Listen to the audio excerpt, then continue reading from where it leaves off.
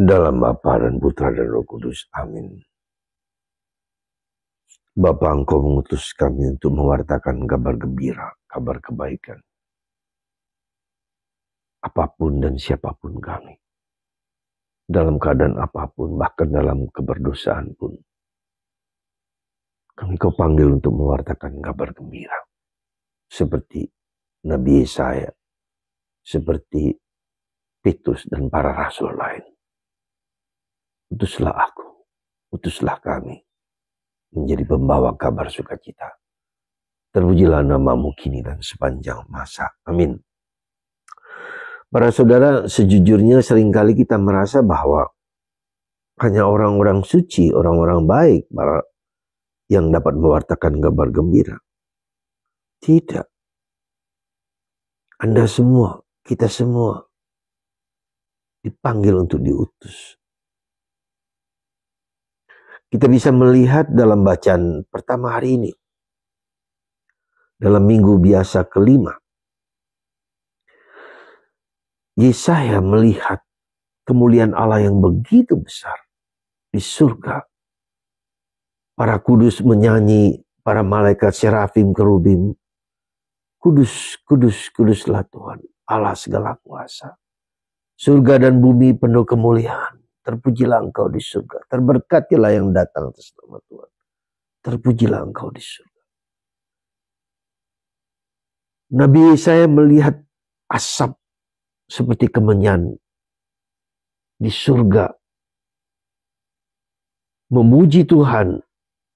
Kudus. Dan kudus-kudus inilah yang kita rayakan setiap kali kita merayakan Ekaristi. Kudus, kudus.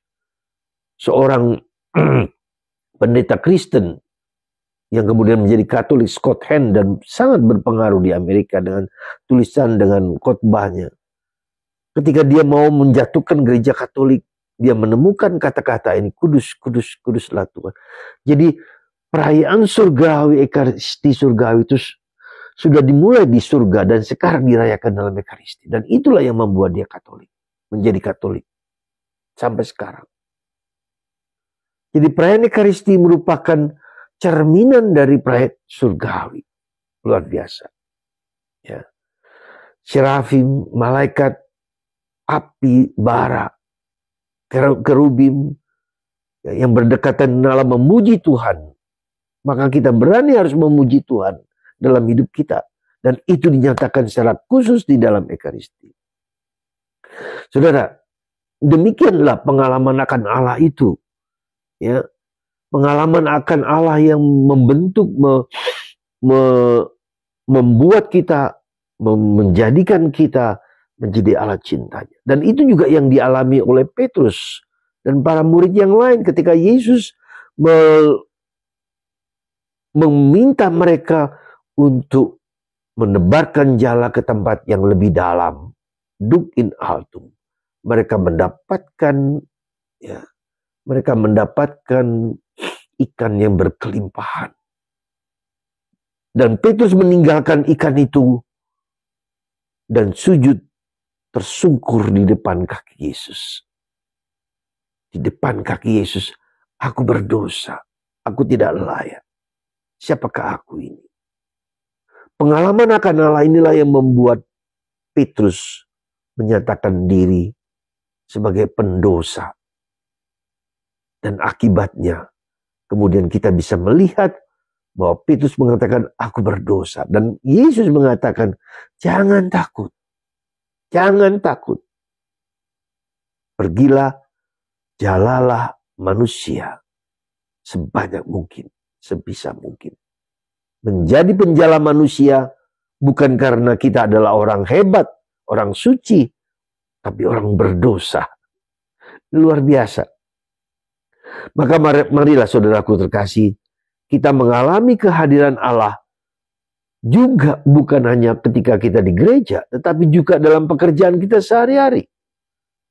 Anda sebagai seorang guru, Anda sebagai seorang pedagang, bagaimana membawa Kristus kepada mereka dan menangkap mereka sebagai ikan-ikan yang harus mengenal Yesus.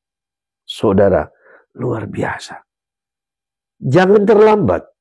Sekarang juga Anda, saya, justru ketika kita dalam berdosa, Tuhan memakai kita untuk menangkap ikan-ikan sebanyak mungkin untuk semakin percaya kepada Kristus. Anda berdosa? Pasti. Saya berdosa juga pasti. Tetapi justru Tuhan memakai keberdosaan karena keadaan kita sekarang ini untuk membawa Kristus kepada umat dan membawa umat kepada Kristus. Semoga kita berani diutus. Sekali lagi, saatnya kita berani diutus untuk membawa Kristus kepada siapapun. Jangan takut. Jangan merasa berdosa. Tentu, justru keberdosaan itulah yang membuat kita untuk percaya bahwa Yesus dapat melakukan. Bukan karena aku, tapi karena Kristus memakai aku supaya membawa orang kepada Kristus.